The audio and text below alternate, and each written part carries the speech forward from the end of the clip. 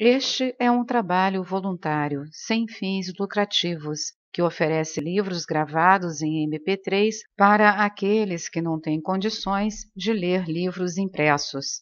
Para ouvir este e outros livros gratuitamente na íntegra, acesse nosso canal e leia as instruções na aba Sobre. Este livro foi gravado para o uso exclusivo da pessoa com deficiência visual, não podendo ser comercializado de acordo com a Lei nº 9.610, de 19 de fevereiro de 1998. Passaram-se 7 dias e corria a primeira semana de setembro. Na tarde do 8º dia, estava eu a meditar sobre a vida e suas infinitas expressões, quando meu pensamento voltou-se naturalmente para Saint-Germain. Imediatamente, um irresistível amor partiu de mim para ele, em profunda gratidão por tudo quanto eu tivera o privilégio de experimentar através de sua assistência e luz.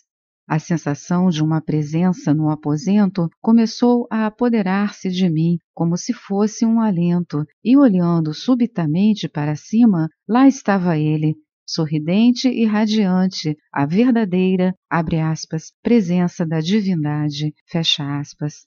Disse-me ele então, abre aspas, meu filho, serei eu tão inesperado visitante que tanto vos surpreenda? Sabeis perfeitamente, sem a menor dúvida, que quando pensais em mim, estabeleceis contato comigo, e quando eu penso em vós, estou convosco. Quando meditáveis, vossa atenção se fixou em mim, e por essa razão apareci. Não está de acordo com a lei? Então, por que não aceitar o fato como natural? Atraímos aquilo em que pensamos. Permite-me sugerir que vos exerciteis em nunca experimentar surpresa, desapontamento ou sensibilidade ferida, sejam quais forem as circunstâncias, pois o perfeito autocontrole de todas as forças dentro de vós, a qualquer tempo, constitui domínio, e esta é a recompensa para aqueles que trilham a senda da luz. Somente pela correção do próprio ser humano pode ser alcançada a mestria. Lembrai-vos sempre de que o direito de comandar, que representa domínio, só é permanentemente mantido por aqueles que primeiro aprenderam a obedecer, porque quem aprendeu a prestar obediência à lei do Uno torna-se um ser de causa, e só esta causa amor. Assim, por analogia, torna-se em realidade a lei do Uno. Vigiai para que proceda de vós somente o que é harmonioso, e não permitais que uma palavra destrutiva sequer vos passe pelos lábios, mesmo por gracejo. Lembrai-vos de que estáis lidando com uma força, seja de que natureza for, a cada instante da eternidade, e de que sois sempre seu qualificador. Vim para vos levar numa importante jornada. Estaremos ausentes por 36 horas. Cerrai as cortinas de vosso quarto, fechai as portas e deixai vosso corpo no leito. Será guardado até a nossa volta. Realizastes certo adiantamento interior e tendes pela frente uma experiência e uma jornada muito interessante e agradável. Fecha aspas. Preparei meu corpo para deitar e logo permaneci em quietude perfeita. Um momento depois eu estava de pé, sobre o chão, fora do meu corpo, vestido com o mesmo traje dourado que usara quando da minha visita ao Royal Teton. A sensação que temos da espessura das paredes desapareceu e, ao atravessá-las, a impressão era a mesma que se experimenta quando se passeia através de um pesado nevoeiro, tendo as paredes perdido sua sensação de espessura. Dessa vez, tive perfeita consciência de estar atravessando o espaço. Não perguntei aonde iríamos, mas não demorou muito até que chegamos ao Royal Teton. Para o lado do leste, erguiam-se as altaneiras montanhas rochosas, e atrás delas estendiam-se vastas planícies que um dia estarão pujantes de vegetação semitropical, vivendo os seus habitantes em paz e abundância. Para as bandas do oeste, podíamos ver a Sierra e as montanhas Cascade, e ainda mais além, sobre a região costeira, cuja orla marítima será um dia completamente alterada. Para o norte, contemplamos do alto o Yellowstone, Yellowstone, cuja maravilhosa beleza esconde da atual civilização americana seus antigos mistérios e prodígios. A palavra Yellowstone, que quer dizer pedra amarela, explicou Saint-Germain, tem sido arrastada através dos séculos por mais de 14.000 anos. Nessa época, a civilização de Poseidon atingiu um nível de conhecimento muito alto, porque um grande mestre de luz estava à testa do governo. Foi apenas durante os últimos 500 anos que sobreveio a decadência, quando o abuso da grande sabedoria de seus habitantes predominou. Dentro dos limites atuais de Yellowstone, que ainda são os mesmos de outrora, existiu a mais rica mina de ouro que o mundo jamais conheceu.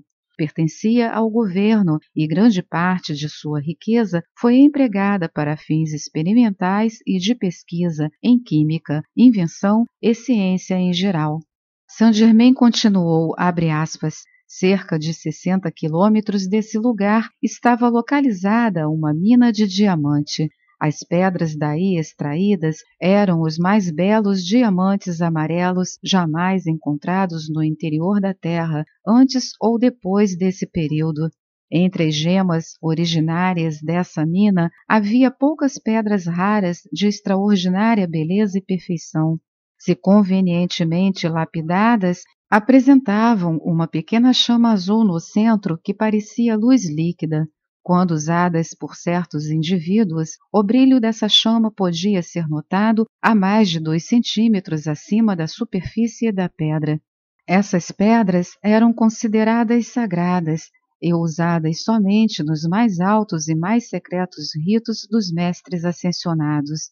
16 delas estão ainda mantidas em sagrada custódia pela Irmandade do Royal Teton e serão novamente trazidas ao uso em tempo oportuno. Foi por causa desses magníficos diamantes amarelos que o nome atual, Yellowstone, veio até nós. Fostes vós, meu filho, o descobridor de ambas as minas.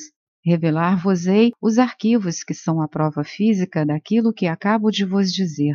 Esses arquivos indicam a data de sua descoberta, o total da riqueza extraída, a duração do tempo empregado, a descrição do maquinário usado que beneficiava minérios refratários, recuperando 87% do seu valor, transformando o minério em barras, quando ainda dentro da mina, o que tornava desnecessária qualquer operação na superfície, onde foram embarcados, e a data de fechamento e selagem. Aqui estão as duplicatas dos arquivos. Na vida em Poseidon, vivíeis em uma bela casa com uma irmã, que é agora Lotus. Vós ambos tinhais alcançado e mantido estreito contato com a divina presença, de modo que Deus estava realmente em ação todo o tempo. Éreis um funcionário do Departamento de Minas e, devido a essa relação, inventastes e construístes uma aeronave maravilhosa. Nela viajastes muito sobre as montanhas. Um dia, quando imerso em profunda meditação, vos foi mostrado o local dessas minas, que mais tarde descobristes, abristes e transferistes para o governo. Com esta explicação, mostrar-vos-ei agora a prova do que descrevi, embora não haja atualmente nenhum traço dessas minas na superfície. Vinde, entraremos na própria mina. Fecha aspas. Deixando o Royal Teton, tinha eu perfeita consciência de atravessar rapidamente o espaço até que chegamos a um certo ponto do parque de Yellowstone. Descemos então e deparamos com uma parede de rocha maciça. Percebeis alguma entrada? Perguntou Saint-Germain, voltando-se para mim. Não, mas sinto que está aqui, respondi, apontando para um certo lugar na muralha de granito. Ele sorriu e, dirigindo-se ao ponto indicado, ali colocou a mão. Num momento, encontramo-nos diante de uma porta de metal não lacrada. Ele explicou: Abre aspas. Como vedes, temos métodos próprios de fechar hermeticamente qualquer passagem que desejemos proteger, e é impossível que alguém as encontre ou atravesse, a não ser que o permitamos. A substância com que selamos hermeticamente lugares e coisas é retirada do universal, é mais dura que a própria rocha, ainda que exatamente igual na aparência. Desta forma, estamos capacitados a proteger entradas de retiros, de edifícios, de cidades soterradas, minas e câmaras secretas da grande ascensionada fraternidade de luz, muitas das quais têm sido mantidas em perfeito estado de conservação por mais de 70.000 anos. Quando não temos mais necessidade de utilizar tais lugares e coisas, fazemo-los voltar à substância universal. Vedes, assim, que todo o poder se torna um servidor espontâneo de quem a si mesmo conquistou. Todas as forças do universo estão esperando o nosso comando para usá-las, sempre que a serviço da sabedoria e do amor. Fecha aspas. Na porta que defrontávamos, em relevo no próprio metal, estava a réplica da mão direita de um homem, mais ou menos ao nível dos meus ombros, tendo uma semelhança chocante com minha atual mão física. Abre aspas. Colocai vossa mão sobre a de metal e apertai com força, fecha aspas, disse Saint-Germain. Obedeci, minha mão ajustou-se perfeitamente à outra. Apertei com toda a minha força. Lentamente a grande porta se abriu e ele continuou, abre aspas, conservastes esta forma e este tamanho de mão por muitas encarnações. Ela foi colocada na porta pelo governo em homenagem a vós por terdes descoberto a mina. Esta mão é um modelo da vossa de 14.000 anos atrás. Fecha aspas. Entramos por essa porta e passamos através de um longo túnel cilíndrico, emergindo afinal dentro de uma grande cavidade. Ali, para maior espanto meu, encontrei ferramentas e maquinárias de várias espécies, feitas de um metal branco, imperecível, em tão perfeito estado de conservação como se tivessem sido construídas ontem. No centro da cavidade havia um poço. Nossos atuais engenheiros de minas ficariam estupefados diante da simplicidade e perfeição das atividades de mineração nessa época antiga. O mesmo método será trazido novamente ao uso aqui na América no século vindouro. Saint-Germain aproximou-se do poço e puxou uma alavanca. Logo veio à superfície um elevador de formato peculiar. Entramos e ele acionou uma alavanca menor dentro dele. Assim que começamos a descer ao nível de 70 metros, chegamos a uma estação. Continuando a descer até o nível de 210 metros, paramos. Esta era a estação central, e daí saíam 5 túneis, como os raios de uma rocha. Eram todos perfeitamente cilíndricos e forrados do mesmo metal branco de que era feito o maquinário. Sua espessura e fortaleza eram tais que só o desmoronamento da própria montanha poderia esmagá-los. 2 deles encavavam-se nas paredes da montanha numa extensão de mais de 600 metros. Na estação central estava uma máquina que governava todos os vagões. Saint-Germain então explicou-me, abre aspas, o metal branco que estás vendo constitui notabilíssima descoberta, porque é leve, mais duro que qualquer outro, inoxidável e imperecível. Apenas podeis apresentar uma descrição fragmentária de todas essas maravilhas, que são a prova física atualmente do elevado progresso alcançado por essa antiga civilização. Tais maravilhas existiram e estão agora em vosso meio, nunca sonhadas até que esta revelação seja feita. Fecha aspas. Quando chegamos ao fim do túnel, ele me mostrou as sondas que haviam sido usadas naqueles dias distantes. Estas sondas, prosseguiu, expeliam uma chama tubular branca azulada de cerca de 2,5 centímetros de diâmetro. Trabalhavam a uma velocidade espantosa, consumindo a rocha à medida que a perfuravam.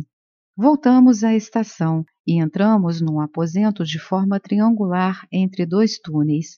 Ao fundo havia vasos feitos do mesmo metal branco, tinham cerca de 75 centímetros quadrados e 90 centímetros de comprimento.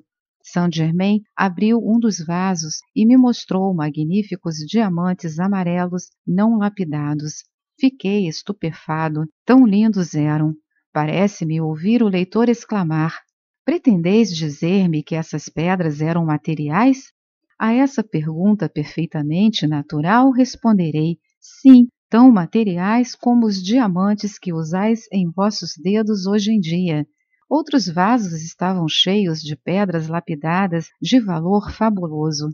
Regressamos então à entrada da mina. Saint-Germain fechou a porta e selou-a como estava anteriormente. Ninguém, a não ser um mestre ascensionado, poderia distingui-la das rochas circunvizinhas. Elevando-nos do solo, cobrimos rapidamente os 59 quilômetros que nos separavam da mina de ouro. Desta vez, nos encontrávamos exatamente no cimo da montanha, perto de uma rocha de forma cônica que parecia perfeitamente maciça. Tinha cerca de 4,5 metros de diâmetro na base e talvez 3 metros de altura.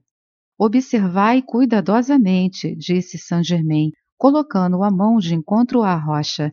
Moveu-se vagarosamente uma seção triangular da pedra, descobrindo um lance de degraus descendentes. Descemos esses degraus por algum tempo e logo chegamos a uma cavidade, no topo de um poço, tal como na mina de diamante. Saint-Germain disse, abre aspas, notareis a ausência de britadores, pois tudo é feito dentro da própria mina. Nada é manipulado à superfície. Fecha aspas. Paramos ao nível de 120 metros, onde havia outra imensa cavidade. Nela se encontrava o maquinário completo para beneficiamento do minério. Saint-Germain explicou-me a extrema simplicidade do processo empregado, que me parecia incrível, tão simples era. Continuamos a descida até o nível de 240 metros e vimos a mesma disposição da mina de diamante. Aqui, novamente, os túneis partiam de um ponto central como raios de uma roda. 3 compartimentos triangulares tinham sido construídos entre esses túneis e neles estavam depositada a última produção da mina, justamente antes do seu fechamento. Encontravam-se ali vasos de metal branco, iguais aos das outras salas. Só tenho permissão para descrever o conteúdo de 3 deles. O primeiro recipiente continha pepitas de ouro de um antigo leito de rio, numa jazida situada no nível de 240 metros, na qual o cascalho tinha sido ligeiramente cimentado, conservando preso o ouro. Essa condição se aprofundava por cerca de 360 metros e era de imenso valor. O segundo vaso estava cheio de fios de ouro extraídos de um veio de quartzo branco na galeria ao nível de 120 metros. Um outro mais continha discos de ouro puro, pesando cada um 4 quilos. Esta é mais uma edição do canal Livros Falados Voz Humana. Que o bem, o bom e o belo se multipliquem em benefício das criaturas.